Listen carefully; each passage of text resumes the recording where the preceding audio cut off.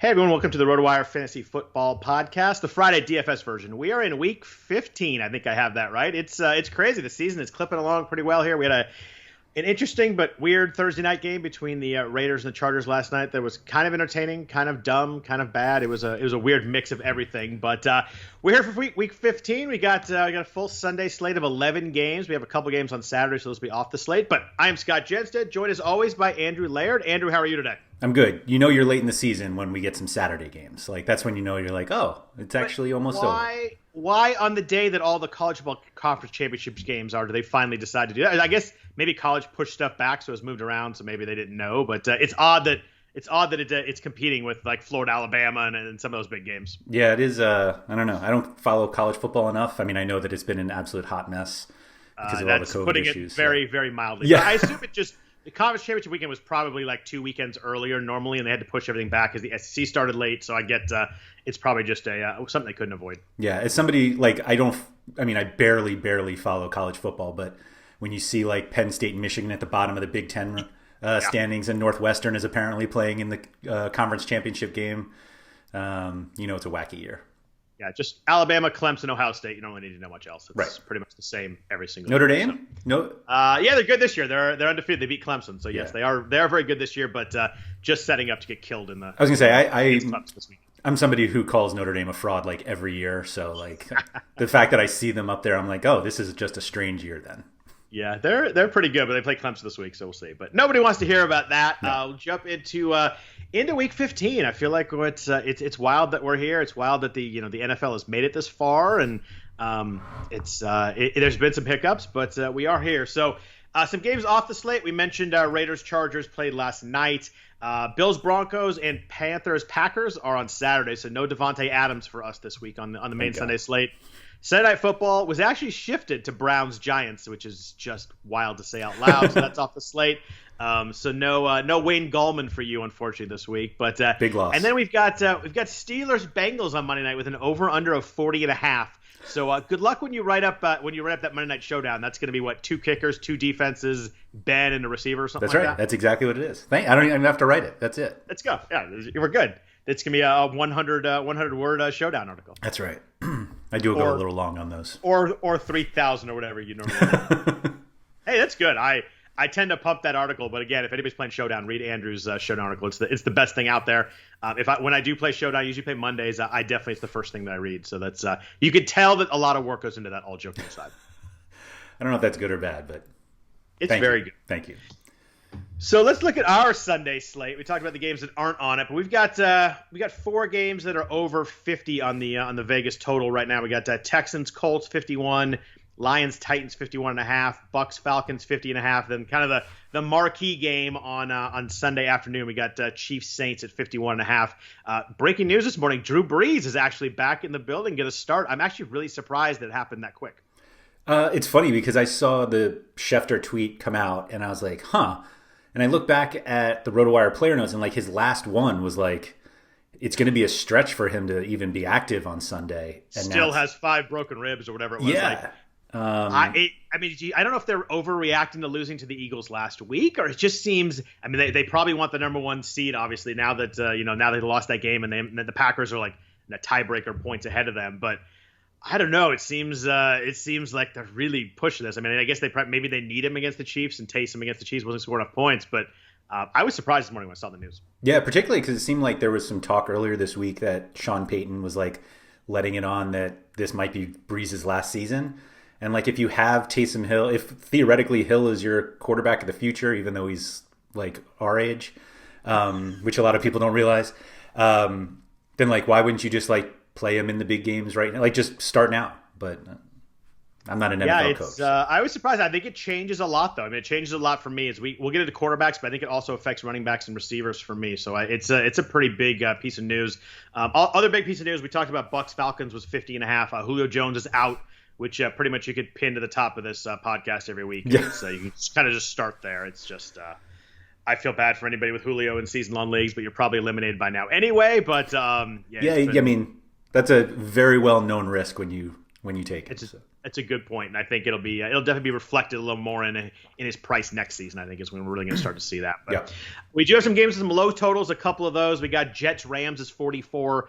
Wild enough, the Rams, the Jets implied total in that game is 13. And the Rams is like 29.5 or something like that. I think it's a 17-point spread.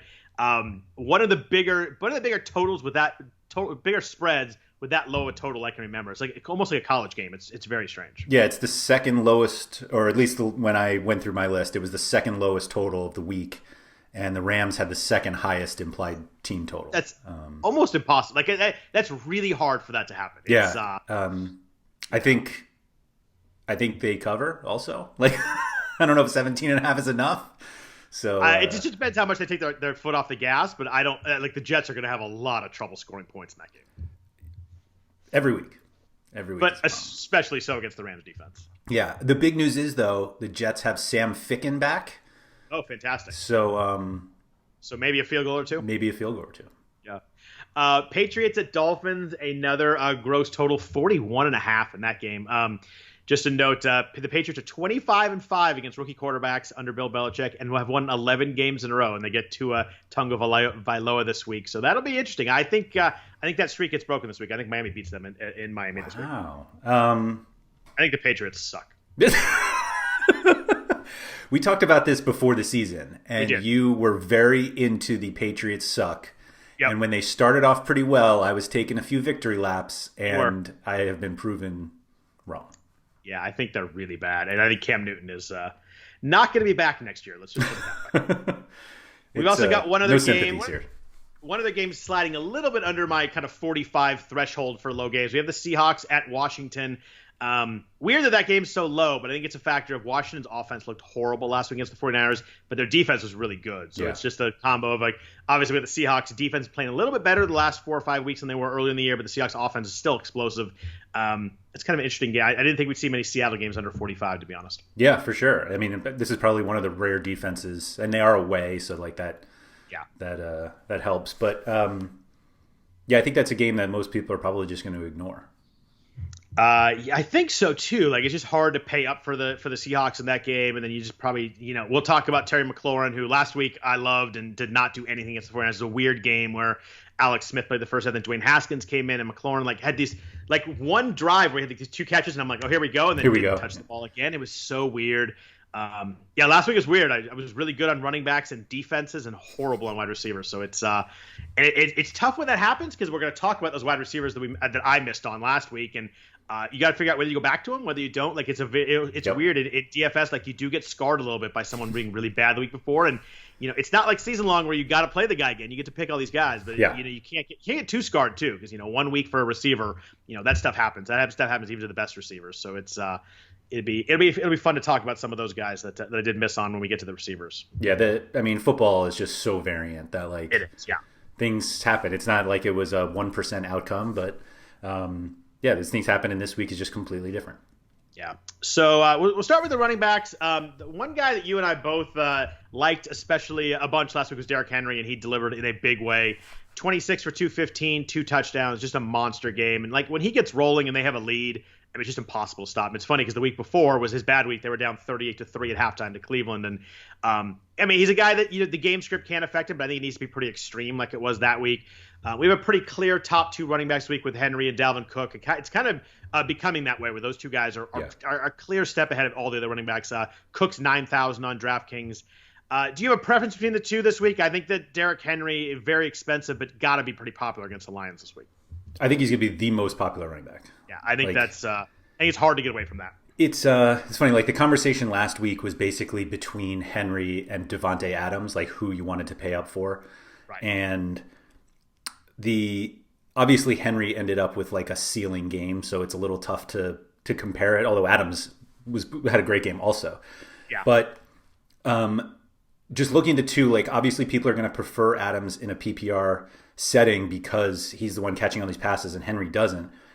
But I think people just like completely maybe not underestimate, but like the Titans just do such a ridiculous job of getting him the ball. And so while he's not getting 8 catches, he's not getting 5 catches, like, if you're going to get like 11 more rushing attempts, like it's going to work out. And so, and you have two. I mean, AJ Brown's obviously a stud. Corey Davis had a good year, and Tannehill is serviceable enough where it's enough of a threat where you can't just load the box up on them either. I mean, if you want to go one-on-one against AJ and Corey Davis on the outside, they're going to get burned there too. Yeah. I mean, they're a pretty interesting and tough offense to stop right now. For sure. But it revolves around Henry, and it does for sure. They're big favorites this week in a game with a pretty decent total, and so actually is it the high or the Titans have the highest implied total. On the slate. So they're 11 point. I mean, if you look for a ideal game script for Derrick Henry, this is for sure. Yeah, it really is. And Detroit's leading the league in touchdowns given up to running backs and 30th in fantasy points to running backs. There's no reason to go too deep on this. It's a fantastic matchup. He's a fantastic player. Going to be very popular and for good reason this week. Yeah, I think really what the interesting thing about Dalvin Cook is that pretty much every week he's the pivot from Henry because they're both very expensive. But if you like the rest of your lineup, it's very easy to just make a 1v1. And when you're getting the guy who is significantly less popular, it's simple. And I think this week significantly is the key word. I think he's got to be a big amount less popular. I mean, Henry's just in such a great spot. And you can't – I kind of played with it. You really can't play both of them. I mean, you can, but it's really difficult to get there, especially with Taysom Hill not playing. Like, I think he was the path maybe if you wanted to pay down. You could look at Jalen Hurts at quarterback and maybe go cheap at receiver. But I think you're not going to see that many lineups with both these guys in. And it was hard for me to get a lineup I liked at all with both of them in there. It's you just end up having to convince yourself of guys over and over again. And you're like – it's okay if you do it once, maybe twice, but if you're literally doing it like 4 or 5 times, you're just like, I can't do this. And I think what impacts Cook even more is you've got two guys, at least one guy in the low 7,000s. I think is going to be really popular too. So I just think that if you want to go Cook, there's not a lot of things I see that's going to make him high percentages because you've got Henry and then you've got guys below him. I think he gets lost in the middle pretty well. I think the other kind of interesting thing about Henry is that if you don't play him, the guys that you end up playing are really not that cheap. Like there are cheaper options that you can play. I think there are 2 that kind of like stick out, but they're not. I mean, they're cheaper for a reason. But even let's say you don't play Henry and you don't play Cook, you're still paying like a decent amount for running backs. And so at least like the next tier are guys that we've played much cheaper, and the salary that you end up saving isn't really going to give you that much, as opposed to just taking one of them and you're just going to say, I'm just going to play Henry instead. Can I ask you like a tournament strategy question? Yeah. I got to think with how popular Henry will be. If you're playing in a tournament and you want to be a little different, do you go to the Titans passing game with the thought that I love no one's going to play them because everybody's going to have Henry? I think I hear Jordan Cooper in my ear somewhere about leverage spots and all that kind of stuff, and it seems like this is a really, really like perfect example of one. Yeah, it completely is. I constantly go back to, I think it was week 1 of last season, where someone won the Millie Maker with the Ravens passing game. And they killed the Dolphins. Lamar threw 5 touchdowns. And you're just like, oh, everybody thought they were going to be running all day. Yep. And you actually just take the pass catcher. So, yeah, like Tannehill, Davis, Brown. Or if you think people are playing Brown, then Tannehill, Davis, Jonnu Smith. Like there are ways to get that and play with Cook, who theoretically could be just as good. And not only that, but you get a team that has the highest – it's not only you're fading Henry to get some else. You get a team with the highest implied total. Yep. And like – I mean, I don't think Detroit's offense is very good, but like you could see a path where they could score. You know, if they get to 17 or 20 points, maybe they got pass a little bit. It's fading Henry's a scary thought because he's probably going to have a really good game. But if you're in a tournament, if you do it, I think you do it with the thought that you go with at least one piece of that Titans passing game, if not a couple pieces of it. Yeah, completely. I mean, I'm trying to see here with I do these like blind stacks here. So the Titans have the highest implied total, like we were saying.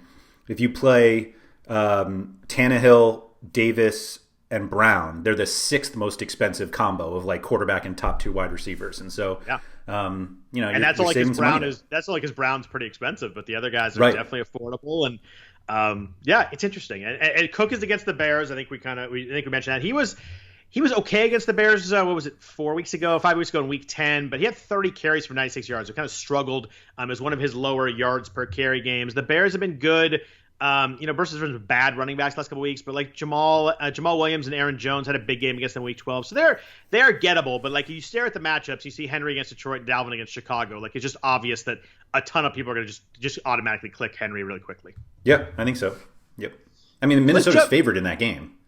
Yes. Like, it's not a bad from game script wise, and I mean Dalvin has 22 touches or more in 10 straight games. Like they lean on him obviously in a big way, and he's obviously really good. And last week we talked about he was facing the Tampa Run D, who was nasty, and he had 102 yards and touchdown. Like it's not like he was, he wasn't massive, but he was not like he hurt you at that price. It wasn't a big game, but he paid off fine with 100 yards and touchdowns. The problem was that everybody else had Henry, and you were in trouble then. Right. I mean, they have like an implied total that's higher than the Saints.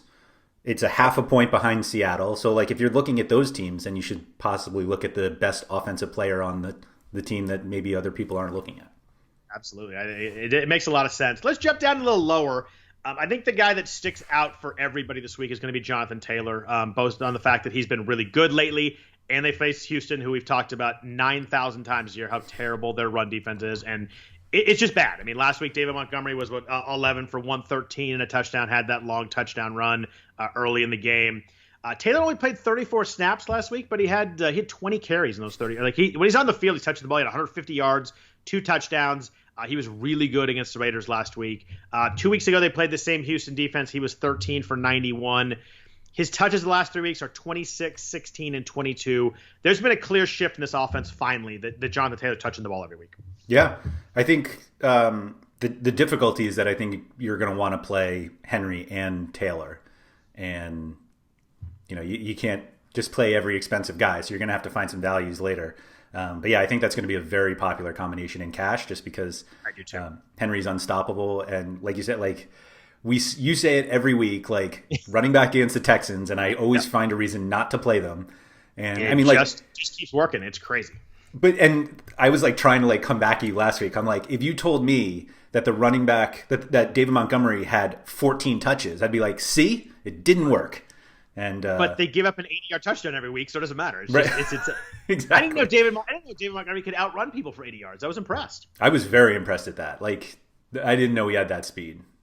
Really weird that he touched the ball so little in the game they were dominating them. Yeah. Like that was like if you had told me whatever the game ended 38-7, like if you told me that game ended, I'm like, oh geez, David Montgomery must have had 24 carries. Right. He had 11. It was strange, but maybe they just eased off the gas him a little bit. The game was over, but.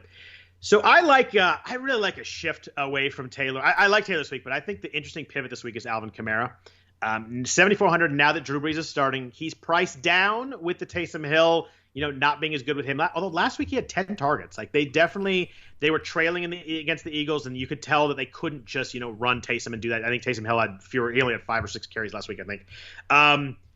But he had 7 catches last week. He was 11 for 50 running the ball, but he has Drew Brees back. But not only that, he has Drew Brees back, and I don't think there's any way that Drew Brees is actually 100% right now. And to me, that says quick passes, dump offs, slants, screen passes. I think they're going to be getting the ball out of Drew Brees' hands quickly, which they already do anyway. Like it's very clear when they run that offense that it's Brees is boom, boom, throw the ball. Like it's out to the first or second read. They trust him to make the right decision. I think Kamara at 7,400 this week is a really good play. He's playing against the Chiefs. They're going to have to score. This is not going to be a 17-13 game. They're not going to hold the Chiefs to – their defense is really good, but not going to hold the Chiefs to 14. I don't think that's possible the way the Chiefs' offense is rolling right now. Kansas City's allowing 151 total yards a game to running backs, which puts them in the bottom 5. So this is a team that you can do some stuff against with running backs. I think it's a perfect spot for Kamara, especially because Taylor's right there to take a lot of the popularity away. And they're home. Like, there's no way you play Brees coming off injury at Arrowhead, and yet. And I'm not playing Brees, but I'm definitely playing Kamara this week. Yeah, no, I think you laid that out perfectly. Like, I think that's exactly what the pivot is from Taylor. I think it might be enough that it'll push Taylor's popularity down because everyone's like, wait a minute, if I can actually get real Alvin Kamara and not Taysom Hill Alvin Kamara at 7,400. Yeah, it's a great possibility. There are a lot of running backs you can play this week. Like, I think that's going to be the biggest problem. Like, I think there will definitely be people who try the Henry, Kamara, Taylor, just jam them all in, which is going to make your $3,000 wide receivers very helpful this week. Too bad KJ Hamler's not in the slate. You can play him. But I think There are other guys you can play, certainly, but none of them kind of have the right situations that these three guys do, which is why they're so expensive. Yeah, and with Kamara and Taylor right there, I think that James Robinson is 7,100 at Baltimore. David Montgomery's 7,000. They finally priced him way up at Minnesota. I mean, interesting guys that have been really good lately, and nobody is going to look at them this week with Kamara and Taylor right there. If you want to play a low percentage guy, they're there. I have trouble getting to either one of them this week, though. And I love, how much I love James Robinson, but I worry that you get behind that game, and I know they still give him touches, but last week he had 16 touches. They got behind in that game. Baltimore's actually struggled against running backs lately, but I just worry about game script here. Even though Robinson's been so involved all year, I know the Jags are rough right now. And I mean, Baltimore, the way that their offense runs, the clock is constantly running, which means good point. Yeah. Robinson's not going to be on the field. So, I think Montgomery, like running back against Minnesota, is fine at 7,000, and because nobody's going to play him, like, go nuts. I'm not going to play him, but yeah, and Montgomery's had like perfect matchups last year. Mm-hmm. So we talked about it. It's been popular, but this one's more middle of the road. I mean, I don't think you worry about Minnesota, but they're 4.4 yards per carry, which is not great. Yeah. But like in terms of like fantasy points allowed, I think they're like 17th or 18th somewhere in there. So a little more middle of the road than like the prime Detroit and Houston matchups we had last couple of weeks. But Montgomery didn't play against Minnesota in week 10, so we don't really have a data point to look at there. The 11 carries last week, which was a little weird. We talked about that, but I think it was so far out of that game that it really didn't matter at any point. But you drop down a little more. You've got Miles Sanders. You've got Chris Carson. Either of them interest you at all this week? I really like Sanders. He looked good. He looked good last week. He finally touched the ball. Yeah, he looked good, and we talk about how much we like running backs with running quarterbacks. I think I play Sanders ahead of Montgomery and Robinson like easily. Okay. I like that. I'm not sure that the salary difference gets me anything though if I take him over Kamara and Taylor, but I like Sanders a lot. So I got a great stat for you. So they played the Saints last week. The Saints had not allowed a 100-yard rusher in 55 games till last week. They allowed 2 last week. That's wild. Hurts and Sanders both had. It'd been over 3 years since they allowed a 100-yard rusher. They allowed 2 in the same game. Like that's crazy. That's wild. So Sanders looked great last week. Obviously, he's a guy that can bust the big play anytime, but I think the key point in that is like he can't bust the big play unless he gets the ball. Like the more he touches the ball, the more likely he is to bust a big play. And people are like, oh well, he only needs a few touches. But if he gets what do you have? He had 18 last week. If he gets 18 rather than 10 or 12, I mean, just 6 or 7 more chances to bust that big play. And Arizona's a little below average against running backs. They're kind of middle of the road, but we talked about indoors at Arizona, a team that runs a ton of plays. They're going to get up at the ball a lot, and he obviously looked really good with Hurts last week. And I think Sanders is a guy that probably slides in a little bit lower than you'd think of off the big game last week, just because of Taylor and Kamara right there. Yep, totally agree. I think he's a great play. And the guy right below him against your Jets, you got Cam Akers at 1,600, who I think is going to be really popular also. Yeah.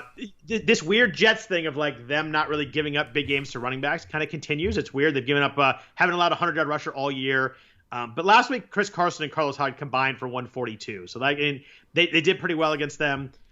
Akers is kind of finally the guy in this backfield. It took a while, but he hadn't topped 25 snaps all year in a game. Yeah. Last week, he's played 52 and 50. Like, I think that Sean McVay's figured out what he has here. He was 19 for 171 last week, had a couple catches too. He was 21 for 72 the week before. Got to think in a game where they're a huge favorite that Akers gets pretty popular this week against the Jets. Yep, I think there's every reason to go right at him. Like 6,600 still doesn't feel that cheap is the problem. Like it doesn't. Like I think people will see Jonathan Taylor maybe jump that up, but I think you see a lot of Henry Taylor or Henry Akers kind of start out lineups this week. I agree. I also think Sanders is a better play than Akers. Oh, I like that. Like I think you'll be able to get him at a definitely lower percentage too. Yeah. Maybe it's a GPP week for me. There you go. I like it. It's your favorite player that I want to talk about though. Ezekiel Elliott. Yeah, not quite. Joke. Yes. So J.K. Dobbins at 5,900 against Jacksonville, he seems to have enough. Like, obviously the price would be great if we knew he was getting everything, but we know he's not. And that's not even counting the fact that Lamar Jackson takes so many rushing attempts. Yep. But 5,900 also seems pretty cheap versus some of these other guys. It does. So what do you do about Dobbins? it's funny because Mark Ingram didn't factor in at all last week. Mm-hmm. I'm like, so I looked at it and I watched the game like, oh, they're running the ball well. Lamar looks good. Ingram's not in there. I bet you Dobbins ended up really well. And look, he only had 13 touches. Like, it seemed like it was more. He scored the touchdown late to help out. But I mean, he was 13 for 53, which is kind of just okay. But he was 11 for 71 the week before. And it's very clear when he comes in, like, he's definitely dynamic. The problem is that Gus Edwards looks really good the last couple weeks. Like, he's actually played well. So I think you still have a split. Now, a split between two is obviously better than a split between three. I think he's playable at 5,900. I'm not quite as excited about it as I wanted to be because I think he's really, really good. Some of that is just no action in the pass game at all. He has no targets the last 2 weeks. So, like, you don't get that. Like, even like 3 or 4 catches turns out to be, 5 or 6 points when you take the yards and the catches for a running back. And that's pretty big. I like him this week. I didn't love him as much as I thought I was going to when I saw the matchup and the price. That's fair. Edwards taking away is a bummer. If Edwards was like, 8 for 17 last week, and like you could kind of see that he wasn't playing that well, it's one thing. But Edwards scored and Edwards looked good, so I think it's a pretty twice, much. I think, right? Yeah, I think it's a split between them, and it's just frustrating. Although there should be enough action for both of them, but you're right, Lamar. It looked like he looked really good last week, and he was running the ball. He looked quick. He looked fast once he changed spikes at least, and would stop slipping all over the field. But I mean, you've got 2 other guys that could take rushing touchdowns away in the red zone. It makes it a little bit tougher. That's fair. That's totally fair. I think, and I think he's really good. Yeah, it's funny. Like, if you think Derrick Henry doesn't get much action in the passing game, do I have something for you? Yeah, no doubt. So, do you think there's no reason to think of Dobbins because Kenyon Drake is 5,500? Yeah, I mean, I think that it's a cheaper price, a guy that gets fed in the red zone. He has 5 touchdowns in the last 4 games. And Kyler did run more last week. We're talking about quarterbacks. And Kyler looked like he was Kyler from earlier in the season last week. The numbers weren't quite there, but I watched a bunch of that game, and Kyler looked like he was back to kind of that guy. And he was aggressive running the ball, and they ran plays for him. I think the shoulder probably is feeling as good as it has been in a month. So, but Drake, I mean, 23 carries, 80 yards. And the key is, Chase Edmonds doesn't get a ton of work, but he didn't practice Thursday. It's a game-time decision. Like, if he's out, like, you don't have to worry about, like, oh, he's coming in on third down and stealing a big play or maybe stealing something inside the 20. The Eagles are pretty good against the run, 3.8 yards per carry, only one running back over 100 yards all year. It was Aaron Jones in week 13. But, yeah, I mean, I think Drake at 5,500 with the amount of action they get in offense that should score a decent amount of points this week is going to be a popular play. I don't know if he'd be popular, but kind of semi-popular probably. Yeah. Like, does 3.5 yards per carry matter if he has 25 carries? And that's the thing. Like, volume is king. And I don't think that we're expecting – I mean, Drake can break a big play, but you're probably not expecting, a huge yards per carry. But you're right. At 25 touches in this offense and all the red zone work, I'm not sure we care. Yeah. No, that's he was basically the cheapest guy that I was seriously considering. Well, there's probably one more, actually. There's one more. Sorry. And it's not Leonard Fournette. I hope it's not. No, it's not. People like Leonard Fournette at 4,500 this week with Ronald Jones on the COVID list, but Leonard Fournette was a healthy scratch last week. Yeah. Like, LaShawn McCoy had whatever it was, 16 snaps. Like, I was going to say, do you think LaShawn McCoy is going to help somebody win $1 million this week? Let's hope not. Oh, I like LaShawn McCoy, but let's hope we're not back to there. But Leonard Fournette hasn't topped 20 yards since week 8. So let's, I don't know. Maybe a bunch of targets, but they're a big favorite in this game, so I just don't see the path. But there is one cheaper guy that we got to talk about, and it's Jeff Wilson for the 49ers. 5,100. Raheem Mostert had an MRI on his ankle. I just don't. They're talking about he might play. Yeah. I think it'd be crazy to push him. Like, the Niners are done. Like, the season's over. Like, I don't know why you'd push Mostert. They signed him an extension. He's gonna be back next year. I don't see why you'd push him. And the last game without Mostert, Wilson had 112 yards and 3 touchdowns, and they're playing Dallas, who is their defense is horrible. They gave 81 yards to Travion Williams and Samaje Perine last week, which is not good. 18 for 172 to Dobbins and Gus Edwards the week before that. Antonio Gibson 3 weeks before that ran crazy on them for 115. Like, this is a terrible defense. And if Raheem Mostert is out, I think it's an all jail for Wilson game. Tevin Coleman's pretty much a nothing now. Jerick McKinnon's every once in a while on third down, but 5,100 for Wilson. If Mostert's out, I think I like that the most of this range. So you trust that it's Wilson? It's Kyle Shanahan, so I never fully trust it's Wilson. Yeah, if Mostert's out, I trust that a majority, a big chunk of the work is Wilson. I think the Coleman and McKinnon are just kind of role guys right now, and I think it'll be a lot of Wilson. I think it was a lot of Wilson when Mostert was playing the last couple of weeks. It was kind of a 50-50 split. I think you're never going to get 100% carries with the Shanahan offense, but in a game against a really bad defense, I think that he's worth a shot at the price. All right, I'm just going to get you ready for the text that I send you when Wilson gets tackled to one and Coleman bangs it in. And then McKinnon has like 9 catches, 3 touchdowns. Right. It's always possible in this offense. And when you look at him versus Kenyon Drake, like Kenyon Drake is going to be the guy. He's going to get all the carries. I fully get that. I think Wilson's probably in a better spot than Drake is in. But yeah, the Drake volume is definitely way more lock-inable. It's not a word, but I like it. Way more locked in than you're going to get anything ever with the 49ers running back. Okay, that's fair. But God, that Dallas rush D is bad. It's really bad. Like the pass D is bad. I mean, their whole D is bad. It's the Niners are. I mean, that's probably a game it's about an even spread. I think it's like 1.5 point favorite, but close enough that the Niners aren't going to abandon the run game. I don't think the Dallas is going to go that crazy on the 49ers defense, who played well last week, even though they got nothing for it because Washington defense kept scoring. But I think it's a game that they're going to be running the ball for all 4 quarters, and I like Wilson's chances with that. Yeah, I think the important thing on this slate with running back, particularly running back, is, I mean, we just went through a lot of guys in a lot of different ranges. To take somebody like Dobbins, or Wilson should be in this group, but I guess I won't necessarily put him in. But it's really the opportunity cost of missing out on a guy who's going to get everything. And so 100%. That's the point. You're like, oh, I'm going to save a little bit because I want to pay up somewhere else. But it's like you're spending less for less. Like you have to. This isn't 4,000 Mike Davis week where we're like he's going to get everything. Like the guys who are cheaper, other than Drake, I guess, like have split situations, and so you have to think like you are choosing to take a guy who may get 45% of his team's backfield touches, with the hope that 1,000 or 2,000 savings is what helps elsewhere. And we have a lot of weeks where we're like, oh, we don't really like anything in the mid-range, it's tough matchups, and that's definitely not like the case. As we've gone through here, we've probably picked out 7 or 8 guys that we actually really like, which is probably the most we've had in running back all year long. And these are the most spots that we're like different price range. I'm like, oh, I like this. Usually I have trouble in that mid-range finding a guy I really like, and that's definitely not the case this week. And I think it emphasizes just how good of a matchup Henry has, because it's like there are plenty of guys you can. If you play 3 in cash games, which you should be playing 3 in cash games most week, like there are more than 3 that you can play this week that are not named Derrick Henry, and yet we're all going to play Derrick Henry. Yeah, it's. I think running back percentage ownership is going to be really fascinating to look at as games kick off. I'm really curious where a lot of these guys land in that range. Yeah, this is going to be me cutting my cash volume by 90% and throwing it into GPP so I don't have to play Henry. Just ramp them both up. Yeah. Pay for every Christmas gifts this week. All right. A few extra Christmas presents. That's right. Let's jump into the passing games, but first a note from our sponsor, BetMGM. Sports bettors know that magic happens when you turn a hunch into action and apply the right amount of expertise. That's why BetMGM has teamed up with RotoWire to offer new BetMGM customers a free 6-month RotoWire subscription when they place their first bet. Register on the BetMGM app or website and use the promo code ROTO, that's ROTO, to claim your free subscription. Once you make your first sports wager, receive a season's length of RotoWire's unmatched sports insights.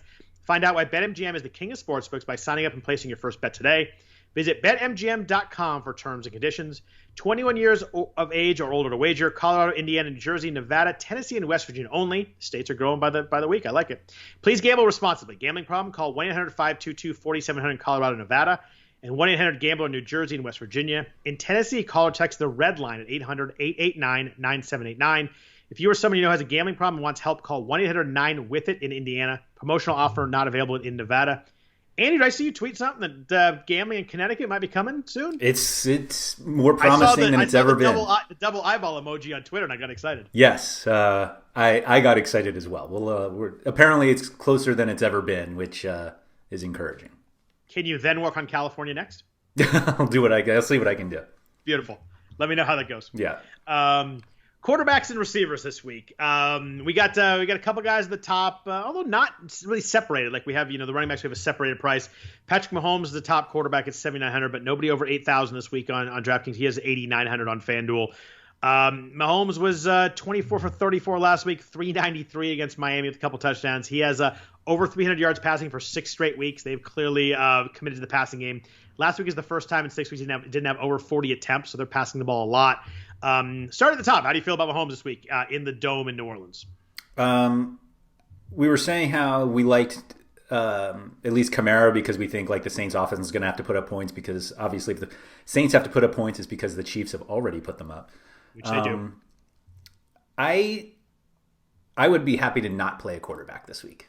Not at all. It's not that I think that they're all bad, but like nobody jumps out at me. Like I think on a week where you can sit and make the case for like 6 different guys, I'm just like, like I feel like they're all kind of expensive. It's very weird you said that because the first week all year we're like, I haven't had a couple quarterbacks I love and I can't wait to play.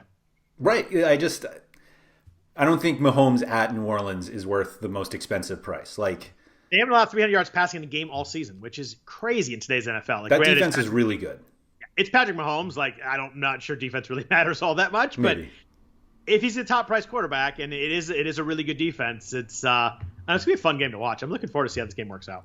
Yeah, I mean the reason you don't pay up for quarterback, at least all the way up, is because you're like, oh, there are other guys I want to play. I think there are other guys you can play, but I don't know. Nobody's like jumped out at me that I really wanted to play, but I know I didn't want to pay all the way up for Mahomes. The real question for me was Lamar. Is the situation how viable is the situation that they get up enough that he stops running? I think pretty viable, right? Like you're taking him for running. Like you cannot take Lamar for his 12 pass attempts. Like. No, and the thing is that like his big running plays are designed running plays. Mm-hmm. Like he hit some scramble plays and stuff, but the big chunk plays you see, like the one the other night on Monday night against whoever they played, the Browns. Yeah.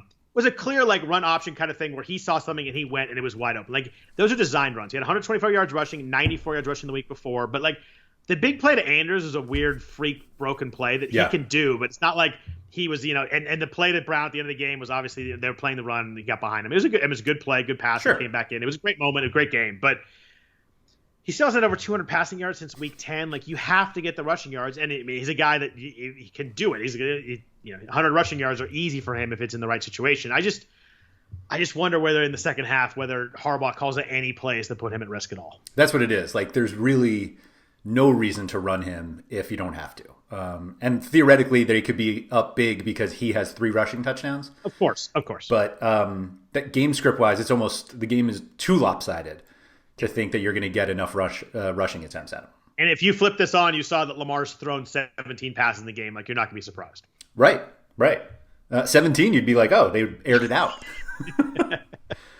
So let's jump down a couple guys that I think that, Russell Wilson's always playable, but 7,300, I'm probably not going to do it against a Washington defense that struggles against the deep ball, but I think they're getting a lot of pressure on Wilson. I think it's going to be the one matchup edge that Washington does have here is their defensive line against the Seahawks offensive line. So I'm probably not going to do it at 7,300, although, if you want to play Wilson, you want to play Mahomes, those are always playable guys. Don't get me wrong. And Kyler Murray, 7,000 on DraftKings. We talked about Drake, that Murray looked to me, at least, I watched a bunch of that game. I don't remember why. I think I had Murray and Drake in my fantasy playoffs. So I watched a bunch of that game. He looked different to me. He had 15 rushes the prior 3 weeks. We talked about that a bunch. He had 13 carries last week, only 47 yards, but it was very clear they were running plays to get him out in space a little bit. The Eagles have struggled all year against mobile quarterbacks. Daniel Jones had a couple big games. The one where he fell down, which you pointed out last week. Lamar Jackson had a big game against them running. Rodney McLeod and Avonte Maddox are out in the secondary for Philadelphia. Darius Slay's in the concussion protocol. They are ridiculously banged up right now. They have no way they're going to be able to cover the Seattle receivers either. The Arizona receivers. They have a 27-point implied total, which is I think you mentioned is third highest behind Tennessee and the Rams. I think we're back at a spot where Kyler Murray has a ceiling, which I haven't seen the last couple weeks. I think we mentioned last week I wanted to see him look good before I decided to play him. But in this range, I think I'm back to Kyler being my favorite guy this week. It's risky. I think that the floor is there with Kyler, where maybe it isn't with Mahomes and Wilson. But I think the ceiling is back. Okay, that's fair because that's what you need in this price range. I think he makes more sense than the other guys, I guess. I probably play Lamar over Murray. I think that's fair, and I think that Lamar's floor is way better for sure. Yeah. I will end up doing the worst thing, and that's I'll wait for Murray to have his good game before I come back in. See, I think it works out well because I think he had that last week. It just didn't show up in the stats. But That's I think fair. he looked like the guy from the big first chunk, which I like to see. And now I think he's ready. The stats are ready to come. I mean, it's a risk. Don't get me wrong. I think it's riskier than the other three guys we mentioned, but it's cheaper, and I just think the ceiling game it's there right now. Yeah, I think if I didn't I'm more comfortable, even though I said I didn't like any quarterbacks on the slate. Like, I think I'd rather just find the savings here as opposed to like sacrifice elsewhere to then make me pay up fair. for Murray. So who are you saving with then? You're going to say Jared Goff, aren't you? I was going to say Jared Goff. I think if you don't play Henry, you 100% play Tannehill. Like, agreed fully. Yeah. It's like that's if you're like I'm going away from Henry, even in cash games. Like, you gotta go all in with it. Yeah, Tannehill just makes way too much sense. I think there's a perfectly viable case for Tom Brady, despite how horrific he looked last week and just murdered. If I was allowed to swear on the RotoWire podcast, this is the spot that I would do it. That game last week was so absurd. Yeah. I played Brady. We talked about Brady. I love Brady last week. They ran 49 plays last week. Minnesota ran 73. Yeah. Like, you could not. It's impossible. Minnesota had the ball for 39 minutes of that game. Like, how that game worked out is so. Brady threw 23 passes. He averaged 42 passes per game before that. Like, I get so frustrated when I think I have something right and it works out so impossibly badly. Like, it was well, so. We were also like concerned about the Buccaneers defense against running backs. We were like, we're probably not going to play Cook, and Cook had 49 rushing attempts in the first half. And it was like just first. It wasn't like big plays. It was like first down. I texted you after the end of the first quarter. I'm like, Brady had the ball for 3 plays in the first quarter. Like, this is absurd. And everybody's like, oh, well, you still have a lot of time. I'm like, well, sure, but a game's 4 quarters. We just gave up one of them. Like, it's right. Just, well, and sorry, the worst. Go ahead. The worst part was how bad he was on long throws, and then he happens to drop that one into Scotty Miller, and everyone's like, he's still got it. I'm like, he is garbage. Like, he is just. I think I DM'd you. I'm like, that pass looked really good. Here we go. Ugh. It didn't happen. Oh, it was just. So I will not play Brady because I also that also falls into me not wanting to have anything to do with the Falcons, which just kills me every week. Weirdly have held their team, the team they're playing is at or under their implied total like 9 weeks in a row. Mm-hmm. It's 7 weeks in a row. It's someone RJ Bell, who's a gambling guy, posted the other day. I think it was they had one that they exactly tied. It was I forget who it was against, and then the other 8 games in a row under the implied total. So some of that is everybody assumed the Falcons were that bad after the first like 5 or 6 weeks, but the defense is better. I mean, they've been 6.6 YPA the last 6 weeks, but like that's Taysom twice, Drew Lock once, Derek Carr once, Teddy Bridgewater once. So like it hasn't been Joe Montana and Steve Young, but they've been better than they were earlier in the year. Yeah, I get it. But I think good luck trying to stack Tom Brady with the right receiver too. Like, it's just maddening. I think any quarterback you consider, you have to say, is he better than Jalen Hurts? Like, I think Hurts is the guy that like you have to go to. Like, the rushing volume is just it's enough to give him a decent floor. And 18 carries last week. I think that the 106 yards jumps out, but I think the 18 carries jumps out to me more because 106, like, you could hit a big play. 18 carries, like, that builds in as a running back. It is. It's more rushes than a lot of the running backs we talked about liking. Miles Sanders had 14. Yeah. But that, I mean, I think that's where you go. Like, whether you play him or not, that's the consideration. Is I think Matt Ryan at 5,400 is better than Hurts? Do I think Rivers at 59? That's the one. Rivers. If you want to get a little spicy and squirrely this week, I think Phillip Rivers is the way to save money and if you want to shift from everybody that saves money is going to go to Hurts, maybe some Jared Goff. Phillip Rivers has multiple touchdowns 4 weeks in a row, over 280 yards in 3 of 4, facing Houston, who just sucks on defense. They can't stop anything. We talk about the run game. They can't stop the pass game either. Great matchup, great game script. You think that Deshaun Watson could do enough to keep the game interesting. I think Rivers at 5,900 is playable this week. So Rivers and the Colts are the poster child for my blind stack spreadsheet. Love it. Every week. Rivers, Hilton, Pittman. I've written about. I wrote about it for literally week 1, and the same thing basically is coming up now. They have the 4th highest implied team total. The Colts do. Yep. The quarterback, double wide receiver, stack is the 14th most expensive. If you go quarterback, wide receiver, tight end, and you're probably not trying to figure out the Colts tight end situation, but any of them, all of them are cheap.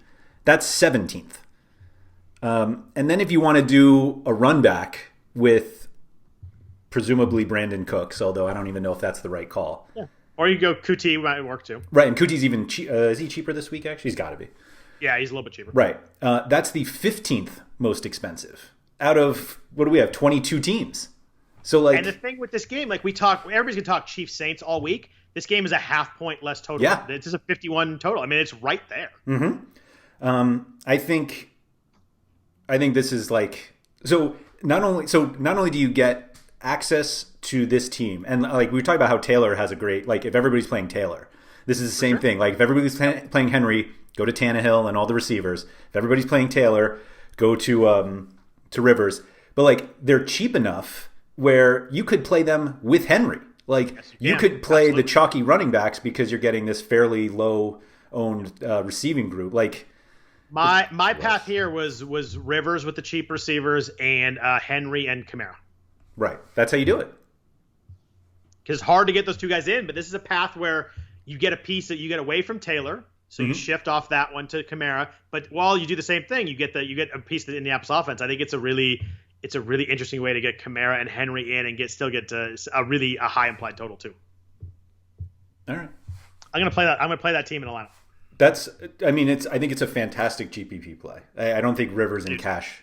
No, I wouldn't do that. But I think that the way it builds, where you get away from Taylor and shift to Kamara, and you still get Henry, and I think it builds really interesting build for a GPP. Right, like everybody talks about how like you can't play chalk guys in GPPs, like it's just not worth it. But like if you have a low owned passing stack, sure. I mean, it's not like Henry's 100% owned, so like that, right. However high it is. If Henry has 180 yards and 2 touchdowns, like I don't care what percentage he is. Right. People talk about fading the high percentage guy, but if the high percentage guy goes off, you're going to need him to win. Right. Like that in that situation, you don't necessarily need to go to Cook.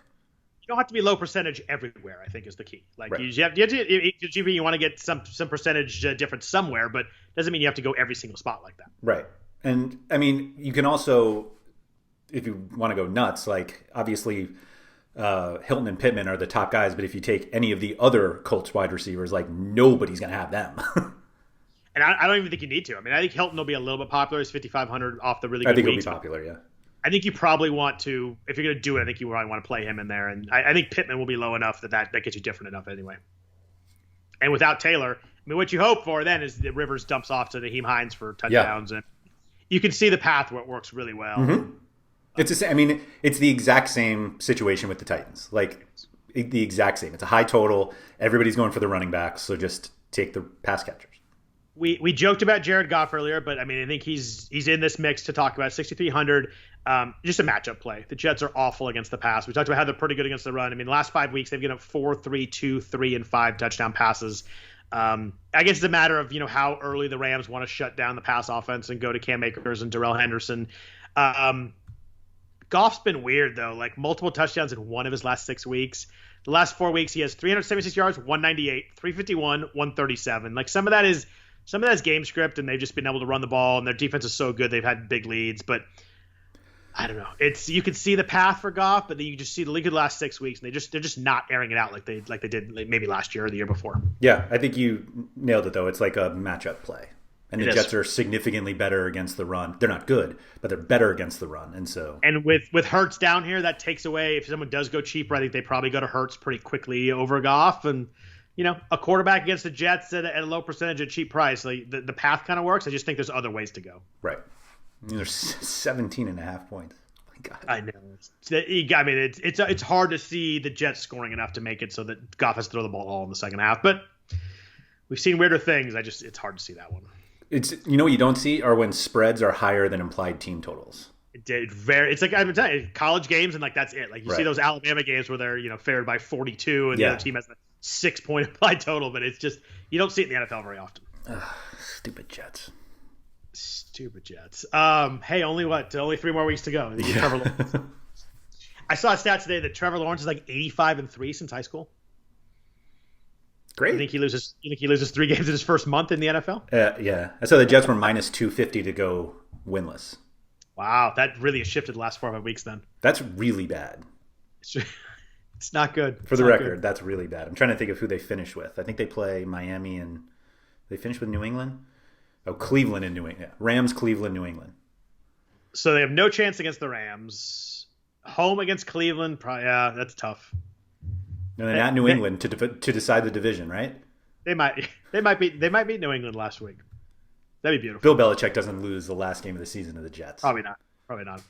So let's jump into wide receivers. We've got 3 guys over 8,000. We have Tyreek Hill, who seems to go off every week these days. DK Metcalf and Calvin Ridley without Julio. 8,800 for Hill, 8,600 for Metcalf, 8,200 for Ridley on DraftKings.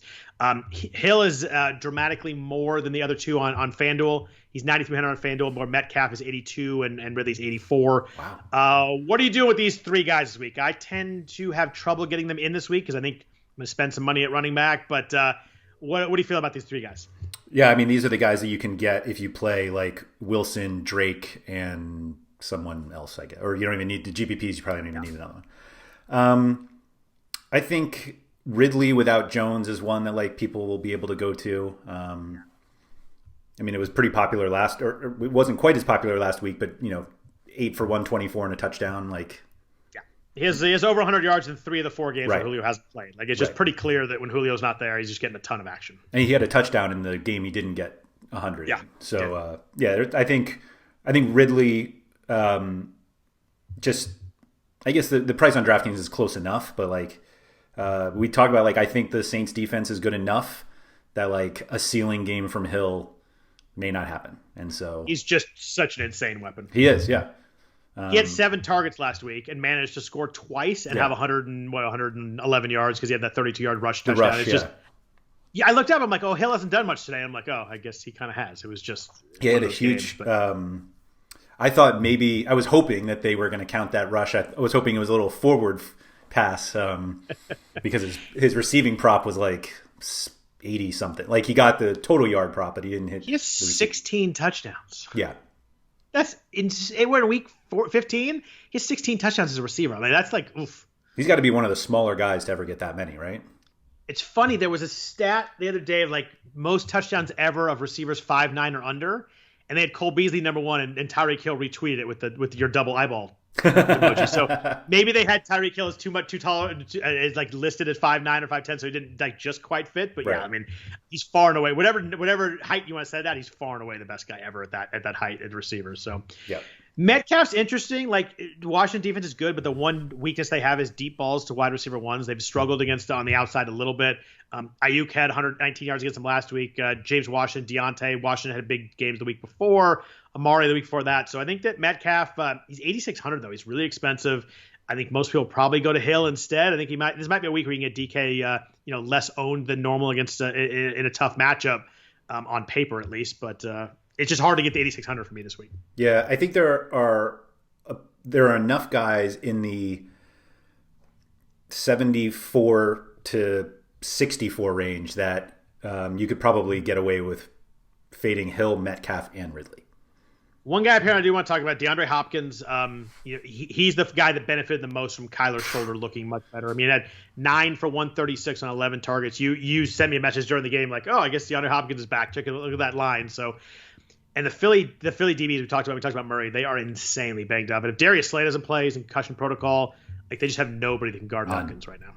So I think that if I were to be in this range, I think I'd actually go to Hopkins over the other 3 guys and save a little bit of money and go against this Philly defense right now. I think that's the right call. I like that.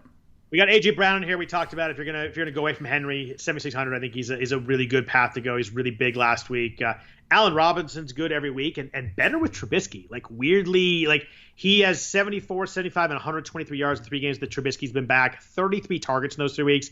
Trubisky clearly keys in on him. So he's another guy that, Minnesota struggled against wide receiver ones all year long. They were pretty good last week against Tampa Bay, but like we mentioned, that game was weird. I think Robinson's 7,100 is very playable too, but not cheap again. Yeah, I love Robinson. I do too. He's such a great player. Like I take him over the guys on the other side of that game, Jefferson and Thielen, even though they're kind of bonkers also. But that Bears defense, I think, is good enough that that those guys are probably unlikely to hit the ceiling. But like Michael Thomas, I mean, he's back in the mix, right? He's got Drew Brees. We talked about how they are clearly get the ball out quick. He's priced down to a point where, this is not Michael Thomas with Drew Brees' action. Michael Thomas hasn't scored this year. Is that right? No touchdowns. That's wild. I looked at him, I'm like, I'm sure I must be reading that wrong, and I'm like, no touchdowns. 0, huh? But 37 targets the last 3 weeks. That was with Hill, but nobody else on the Saints had over 20 in that stretch. So, it's clearly going to be Thomas and Kamara, and the other guys are all just complementary pieces at this point. Sanders had a touchdown last week, but I think it's clear that he's very much wide receiver, the third option in that offense. But I think it's 7,200. Very live this week with Brees. I think that you're probably going to need to get a bunch of targets and catches, but that's what Michael Thomas does. Right. He's not the big play guy you're hoping for, but if he catches 10 balls, like who cares at that point? Yeah, that game is like it's obviously one that like screams to be stacked, but it's like everybody other than Brees basically is really expensive, so it's like tough to. And it shouldn't matter, but it's the Sunday afternoon like primetime game that everybody's gonna be watching. Like that'll matter. That'll sort of factor in. It's gonna have the big announcers.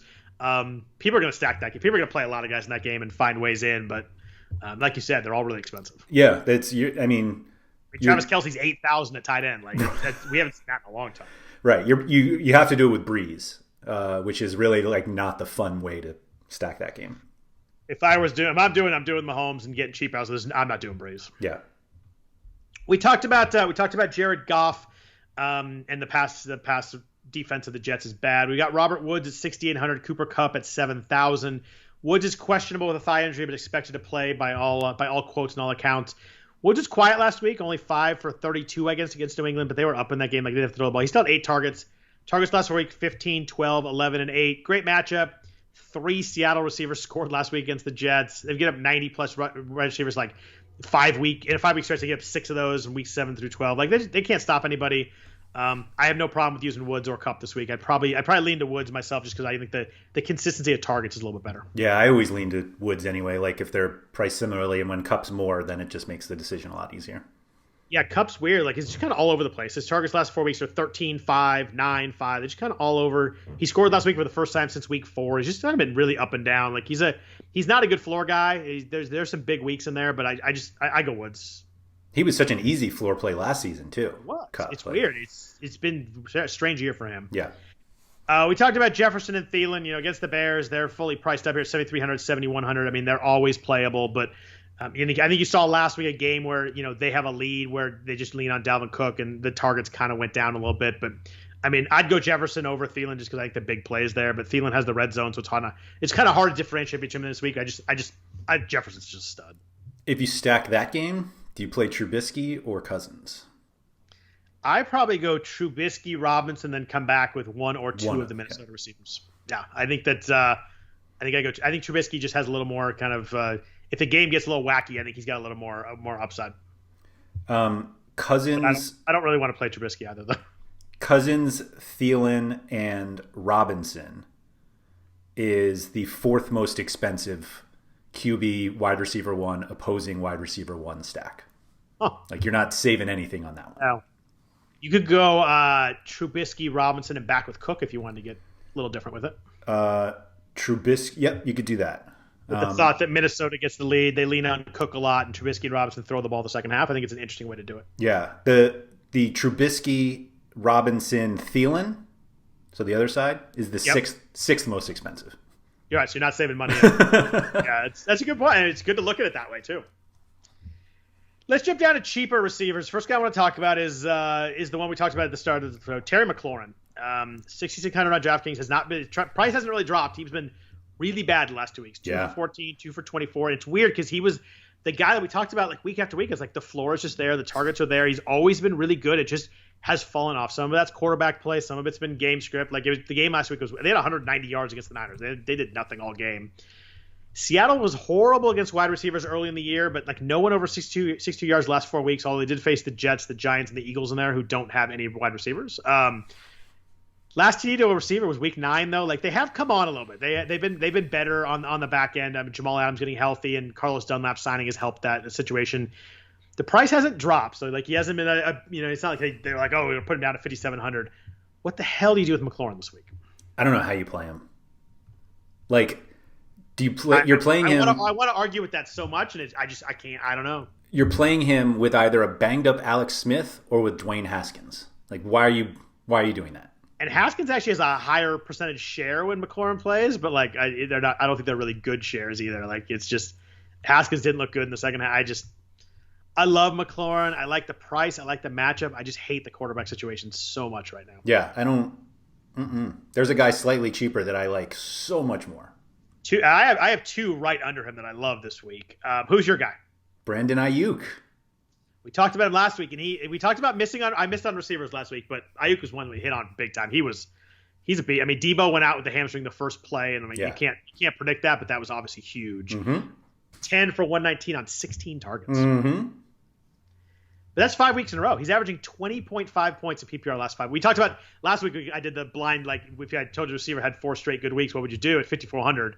I mean, big again. He's really good. And I mean, it's a horrific defense they're facing. AJ Green had a touchdown last week. That's how bad it was. Do you think Nick Mullins is better than Dwayne Haskins? As a player I want to my receiver to hit the ball thrown to, or like an overall quarterback in the NFL? Who you want your fantasy wide receiver to catch passes from? Much prefer Mullins. Right. So like, why are we playing Terry McLaurin? I think Mullins is a terrible NFL quarterback, but he forces the ball. He throws the ball a lot. He looks at Ayuk. Like fantasy wise, it works pretty well for a wide receiver. It works terribly if as an NFL fan having to watch the human being play quarterback. But God, he's like we were saying, like Jameis Winston is not a good quarterback, but we want the guys catching his passes. 100%. He's like he's not as good as Winston, but he's that similar mindset. But God, he has like 3 or 4 throws a game that make no sense at all. Yeah, no, I love Ayuk this week. I do too. So the guy that I like, I love Ayuk too. The guy I like a lot right above him is actually Amari Cooper. 6,400 against the Niners defense that can't stop the pass, all they did last week, but I think that was quarterback situation. But he only had 5 targets last week, but he scored. It's just a game script change when the Cowboys scored that defensive touchdown. His yards are a little bit down, but I think it's 6,400. I think he's in a price range where he's playable. My problem is that I think I'm going back to Michael Gallup and much cheaper. So if I'm going to go with a receiver in this game, I'm going to save 3,000 from Cooper to Gallup, and I think I'm going to go there. But I do like Cooper this week. I think Cooper turns into a great GPP play. I do too. Because that Gallup price is really this game stupid. The game can weirdly get back and forth a little bit. Yeah. No, I mean, that Gallup price is dumb. And he was bad last week, and I get it. But he's Gallup. We'll get to Gallup, but Gallup's led the Cowboys in targets 3 weeks in a row. You're going to give me 3,500 in offense against the Niners, who has struggled on pass D right now, and they're just so banged up more than anything. And K'Wan Williams is still hurt. Mosley might not play again. I think my only thing keeping me from Cooper is that Gallup is literally 3,000 cheaper. Yeah, it's a huge step. That is a big one. Anybody else in this mid-range? Like, I'm not playing Godwin or Evans. I'm kind of over Tampa right now with pass catchers. Corey Davis, 5,800. He got hurt hurt us last week, but the game script that just went to Henry all game, and he only had 3 targets after 12 the week before. But it's kind of a dead zone between Ayuk and maybe T.Y. Hilton at 5,500. I was going to say that T.Y. is the next guy we have to talk about. I mean, he's fine. Like I get it. He's cheap, so you're not paying up for T.Y. Hilton. 22 targets last 3 weeks, 2 touchdowns last week, 4 over the last 3 weeks. I mean, he's clearly involved, and just Houston's just terrible on defense. Yeah. Just like we said, if you're not going to play Jonathan Taylor, then just go play T.Y. Hilton and Rivers. Yeah, I think that's definitely the path. Do you play T.Y. over Pittman if you only take one? Pittman's 4,800. Yeah, I think I do just because of the targets involved. But I think that I think Hilton will be much higher percentage. So if you want to get a little different, save $700. I think Pittman's a good GPP play for that reason. Okay, that's fair. But both with Phillip Rivers, I'm telling you. Russell Gage is in here at 4,700. Julio's not playing. Gage has 15 targets the last 2 weeks, 5 for 82 last week, most yards since week 1.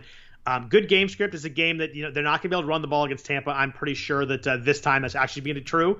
There's no Dalvin Cook on the other side this week. You're not going to run against them with Todd Gurley and Ito Smith and Brian Hill or whoever that else are running out there. 4,700 a game where their underdogs going to be passing the ball a lot. I think the Gage makes a little bit of sense at 4,700 too. Yeah, I mean, 15 just not targets. It's not exciting, but yeah, 15 targets in the last 2 games is enough at 4,700 to put your faith in Matt Ryan. If Brandon Cooks does not play, Kikuchi is 5,300. He was only 3 for 24 last week, but did score. This is the Kikuchi matchup game, though. He's played 3 games against the Colts. He has 100 yards in all of them, or in 3 of them. He's never had 100 yards against anybody else. He's 8 for 141 on 9 targets 2 weeks ago against the same defense. Like, 5,300 if Cooks doesn't play, you got to think about it. If Cooks plays, I think I don't do it. But if he doesn't play, it's hard to not get away from at least considering him. I mean, they should be throwing a lot. They should be. He's a good quarterback. Good quarterback. I think at 5,300, he's a fine play too. Sure. I think he's fine. So there's a couple guys in the mid 4s that I think are going to be overlooked, have struggled recently, but I think are kind of interesting GPP kind of guys. There's Sammy Watkins and Christian Kirk. Watkins, we talked about how everybody in this Chiefs Saints game is expensive. Good game script, high total. I think it's just kind of a cheap way to get a piece of this offense. It wasn't. He had 13 targets in weeks 12 and 13, but only 2 last week. He had 52 yards. So like even when he catch passes, they're usually pretty good. There's been so much Tyreek Hill and so much Travis Kelce. I wonder if I don't know, at some point the Saints try to do something to take those guys a little bit away. Like it's just been so focused on them. But 4,600 for a piece of this offense just seems like if you wanted to get cheap in a GPP, I think is it's Sammy Watkins, so you never know what you're going to get. But 4,600, I think he's playable at the price. I think he's okay. Like I think I play Gage over him. As weird as that sounds, but like Gage will have more targets. I find it hard to believe that he won't. So I get that. Yeah, Watkins like early in the season was like a bigger target guy, and like he doesn't run the routes that Hill does. So like the big plays are unlikely. I mean, he can break them with his speed if he has the space, but it just doesn't. I'm just not sure he's getting the ball enough. Whereas Gage is much more likely to get 10 targets by accident. Christian Kirk is playing a ton of snaps. He has not done anything lately, but he's playing a lot of snaps. He's always on the field. Only 7 targets the last 2 weeks. I think he's a guy that is a pure flyer play. But 4,300 in offense with Kyler Murray getting his shoulder back a little bit, and the Philly DBs we talked about are just so banged up. I think it's a prime spot for Kirk to hit on one of those big plays. And at 4,300, I think he's kind of a spicy play. If you couldn't afford Hopkins to team up with Murray and you want to do it, I think I'd go down to Kirk and maybe pay up at running back and kind of swap that up. Yeah, that's a fun combination. I like the sound of that. Chad Hansen on Houston. Yeah. They just if Cooks doesn't play, 4,200 for Hansen, has 14 targets last 2 weeks. He had 5 for 101 on Indy 2 weeks ago. 756 last week. He's a guy that's a rookie, played at Cal last year, was really good at Cal. If Cook sits, he's another guy that 4,200, you're gonna have a lot of targets. I can see him being playable too. There's a lot of guys in this range that I think are playable but risky with no floor at all, but some pretty decent ceilings. Do you compare these guys with Gallup? That's the problem, right? Is that Gallup is a guy that is getting targets and he's $700-800 less, and it's hard for me not to just jump all the way down to 3,500 with Gallup. And he only had 6. He had 6 targets last week. 1 was in the end zone. He was only 2 for 23. I get it was a bad game, and I had him and I pumped him up and it didn't work, but wide receivers have killed the 49ers in the second half of the season, especially these type of receivers, outside guys who catch deeper balls. CeeDee Lamb's kind of been weirdly phased out of this offense the last few weeks. He has not done a lot. Like they've been used other guys instead. I just think I like Gallup and Cooper, but 3,500 just seems like such a cheap price for Gallup, a guy who's legitimately talented. It just hasn't worked out this year in Dallas. Yeah. Yeah, I mean, he runs like the deeper routes for them. So theoretically, if he just gets one and it goes deep, like that pays off. Like Cooper's not going to be the one going for an 80-yard touchdown. So and the Niners can't stop that play right now. I don't know if Andy Dalton can deliver the ball and get it there, but the Niners can't stop that play with their cornerbacks right now. Yeah, so I mean, he makes more sense, I think, than guys like Denzel Mims, like against that Rams secondary is just so good. I like Mims, but the Jets implied total is so low, it's hard to get there. Yeah, Lynn Bowden. So the last guy on my list here that I have highlighted, 3,600, and it's weird. Like 9 targets last week, 7 for 82. It's possible that Devontae Parker and Jakeem Grant won't play again. He had 4 for 41 the week before that. Like he's kind of getting phased into this offense, and he's always a threat to get a rush. He's always a threat to throw a pass. Like I think they'll do some interesting stuff with him. A guy that's going to touch the ball that much at 3,600, I think, is really interesting too. He and Gallup are the 2 guys under 4,000 that I think are far and away the best 2 guys this week under that. Yeah, they just have much more upside than these other guys that Lynn Bowden's the popular season-long pickup because he's listed at running back and he's getting a ton of targets. So it's a lot of people picking up this week for playoffs. It's kind of interesting. But yeah, I think that Bowden was a quarterback last year at Kentucky. Like he took over midseason. He was their quarterback. And granted, they ran the ball obviously a ton, but the guy that when he gets the ball in his hands can do some really good stuff. Yeah, and they seem to be wanting to get the ball in his hands. He's got to have a pretty decent ownership this week, right? I think he just kind of sticks out at 3,600. I mean, it'll be certainly higher than Gallup. Yeah, because he was just so bad last week. But I think he's the cheapest, the highest owned guy, probably under even like 40. I mean, you probably go pretty high up the list before you find somebody who's going to be higher. I think you go to like 5,000. Maybe Gage or Gage. Yeah, it's probably he's probably the highest owned between Gage and himself. Yeah, I think that's true too. So. Any other receivers down here you want to talk about? Darnell Mooney scored last week, but only 2 targets. 3,900. I think he's kind of okay, but I just wouldn't get there over Bowden and Gallup. Yeah, I really want him to be good for some reason. I think he actually might be good. It's just he had 15 targets the prior 2 weeks, so he's pretty involved. And I don't know. I just think this is a week where I like 2 guys cheaper than him, so I'll probably just go. Yep. So tight end this week. We mentioned Kelsey is 8,000. If you want to figure out a way to get him in, he's leading the NFL in receiving yards. Like not among tight ends, like among all players. Like it's bonkers. I mean, this stretch he had over 100 yards in 5 of 6. The other was 82. Like it's not like he had a bad game in there. He has 8 catches in 6 straight games. The first time a tight end's ever done that. First time a Chief has ever done that. Double-digit targets in 5 of 6. I mean, it's unbelievable how involved he is in this offense. And only 5 guys have more touchdowns. Receiving touchdowns, at least. Like it's Hill, Adams, Thielen, Evans, Metcalf. Those are the only guys with more receiving touchdowns than Travis Kelce. It's wild. One of those years that if you happen to take a tight end in the 3rd round of your draft, like Kelce's been an absolute just godsend. It's been massive. So it's just strictly a cap play at that point. If you can figure out a way to get him in, I have no issue with you doing it. If he was 8,000 at wide receiver, we'd consider him strongly. You mentioned that the last couple of weeks. Mark Andrews at 5,500 this week. If Hollywood Brown and Miles Boykin don't play, like they just have nobody to throw the ball to anymore. It's just a matter of, like you mentioned earlier, how much are they going to actually throw the ball at all? Yeah, it's tough for me to see like a true ceiling game from Andrews. Yeah, it'd have to be all in the first half. Right. He's going to need 9 catches. I mean, he probably doesn't need that many, but maybe 5 catches and 2 touchdowns. Like he needs a touchdown at least. You probably need like 4 for 75 and touchdown the first half to really kind of get there. And that, right. I like Mark Andrews. I like if Boykin and Brown don't play, like there's a lot of targets, but I just don't know how many targets are actually going to end up being total, which is the problem. So if he was like 4,500, I'd probably do it, but 5,500, I probably won't do it. Right. Yeah. It's, it's not like there are like fantastic tight ends to play. Usually we always say that, but like this is especially a tough tight end week.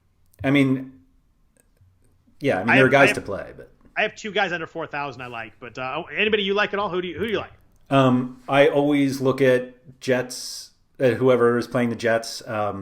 It's not quite as bad as like whoever's playing the Cardinals last year, but I did tell you with that Seattle game, I didn't know if it was going to be Hollister or Disley. It was Hollister, right?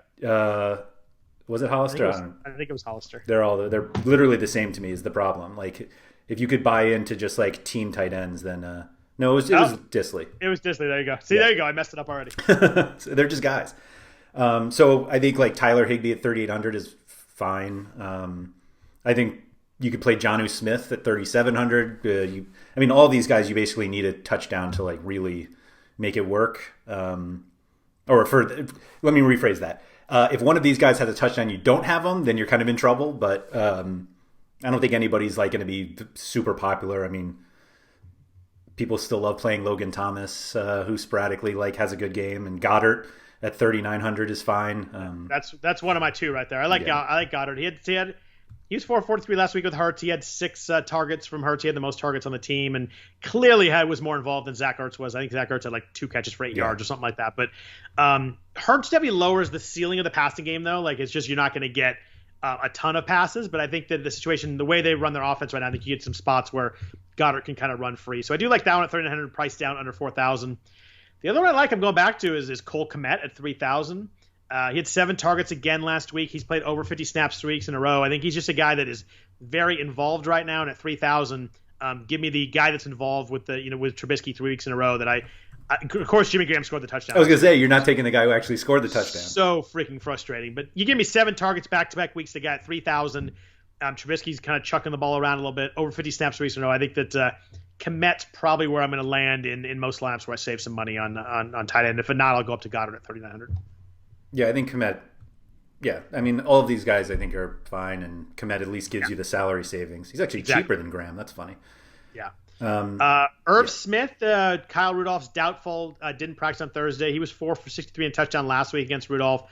Only played 28 snaps though, so it's kind of hard. He's just not on the field that much. When they do use him, they use him in a pretty good spot, and usually in the red zone. But with Thielen there and Jefferson there and Cook there, it's hard to get to the guy that's like the 4th option. But I mean, he's workable if Rudolph doesn't play. Yeah, I think he's like a fine touchdown option. Yeah, like it's funny to see Zach Ertz was 5,800 in week 1, and he's 3,400 this week, and we were like, nah.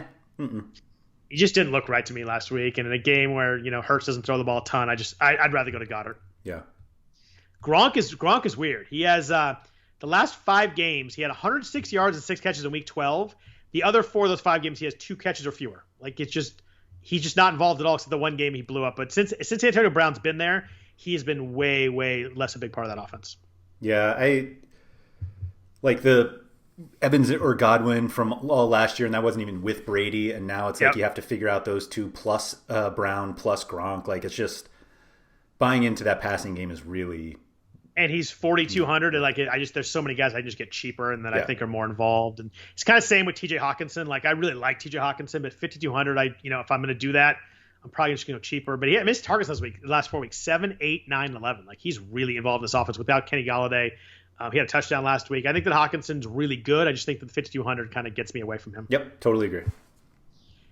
Defenses. We hit on defense last week. We talked about the Washington football team a lot last week. They scored twice, so we finally hit on a really good, cheaper defense.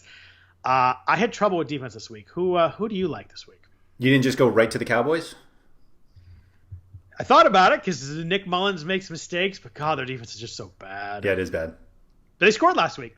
We talked about them against Cincinnati last week, and they did score, so they came up big last week. They were really good, but Mullins makes so many mistakes that I think it's playable, but there were a couple others I think I like more.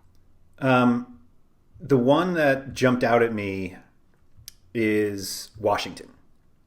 So only Carson Wentz, who isn't even playing anymore, has been sacked more than Russell Wilson.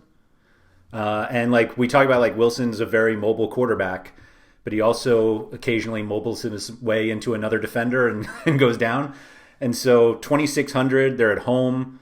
They obviously can really get after quarterbacks. Seattle doesn't like turn over the ball that often. I mean, Wilson had like that little stretch there where he was a little sloppy, but for a pay down option, I kind of like Washington. Yeah, I think they're interesting too, and I don't think everybody's going to see against Seattle and probably not play it because you think Seattle, you think a lot of points. I like that one too. It was tough for me down here. I like Arizona at 2,900 just against Philly. We talked about how they give so many sacks. They didn't any sacks next week though, so maybe the Jalen Hurts thing.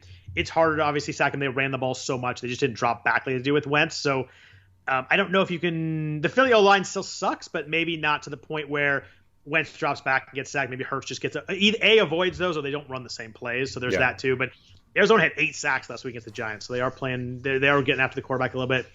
I think the play I actually like Tampa this week for 3,000 at Atlanta. The Bucs had 6 sacks against Minnesota last week. Matt Ryan threw 3 interceptions last week and looked terrible. The Falcons have allowed some sacks the last couple weeks. I think that Tampa Bay, I don't think anybody's going to play them. I think you think Tampa, Atlanta, you think a lot of points. I think they'd probably go pretty under-owned at 3,000. So I kind of like them this week. I just don't really see any like chalky defense. I didn't either. Like obviously the Rams. It's the Rams, but they're too expensive. Right. Like obviously you play the Rams, but 4,500 for a defense in a position that's just so variant. The Ravens, even at 3,800 is not even that cheap. Yeah, and in FanDuel, like you can play the Rams because they're 5,000, but like everybody else is 4,500 or 4,400. Right. So the price difference is not as much. But I mean, you go Rams to like Seattle or Tampa or anybody like that, you just get a big price difference. Mm-hmm. I think Seattle's interesting too. They mentioned that the other probably game. You mentioned Washington. The Seattle's 11 sacks last 3 weeks, and I mean, Washington offense was horrible last week against the Niners. I mean, they just did nothing. Whether it's Smith, I probably would rather go against Haskins, I think, for mistakes. So if he plays, I think I'm a little more interested in Seattle at 3,100. They have multiple sacks in every game this year allowed. So they just, I mean, whoever playing quarterback Washington always gets sacked. So I think that Seattle is an interesting one to make a big play or two. Do you know who leads the Seahawks in sacks this year? Carlos Dunlap, but he just played there. He can't be him. Jamal Adams. Jamal Adams. You know how many he has? 3.5. 8.5. Is he really? Wow. He is already tied the record for most sacks by a safety. The way you asked it, I went low on purpose, but I was going to go like 5, but 8.5 surprises me. There are 7 guys in the entire NFL who have more sacks than Jamal Adams. I would have lost that bet. Wow, 8.5 sacks is really good for a safety, but they may bring him. Yeah. Yeah. I like Seattle. I think Washington just makes some mistakes, and their offense is struggling right now. Like you said earlier, it's either Dwayne Atkins or a hurt Alex Smith. So it's not like you're getting, at least a healthy Alex Smith is usually kind of safe with the ball, and they kind of run a lot of checkdowns and stuff. But I think Seattle and Tampa are probably the two that I go with. 3,100, 3,000. I kind of like the Dolphins, but they're priced up at 3,700 against New England, and New England's a mess right now in offense. They gave 6 sacks last week to the Rams. The Dolphins have 12 sacks last 3 weeks. They forced 4 turnovers last week against Kansas City. They intercepted Mahomes 3 times, which never happens. I like Miami, but at 3,700, I think they were a little more pricey than I wanted them to be. So I probably go Seattle, Tampa, Arizona if I want to drop down the Cowboys. But kind of that range right there is probably where I go with most of my teams. I think that makes sense. Anybody else you want to talk about? I think we've kind of hit them all. 11-game slate. I think we kind of it's a fun one. Like the running back decisions are going to be really difficult. I think. Yeah. I think that we talked about the different price ranges and the different guys in there that are all, you can argue for kind of all of them. I think making the right calls at running back is going to go a long way towards figuring it out this week. Great. It's fun that way, right? We want some tough decisions. It's too easy otherwise. Too easy? Great. Yeah. I know for your cash games you like the easy running back play, but so are you?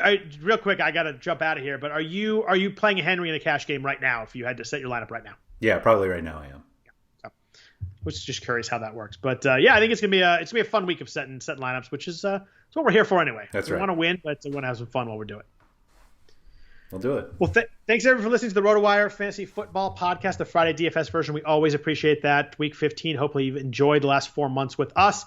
You want to follow Andrew? He is at RotoWire Andrew on Twitter. I am at Scott Jenstad. If you can please rate and review the podcast, it does help a lot. It goes along with help people find the podcast, which is always a good thing. Also, I hope everybody has a really good week 15. We'll be at you next week on a little bit early next week. We got Christmas week next week, so we're going to record a little bit early as we're doing some other stuff. But we will be at you anyway for the full slate next week. Looking forward to it. Hope everybody has a good week. Take care.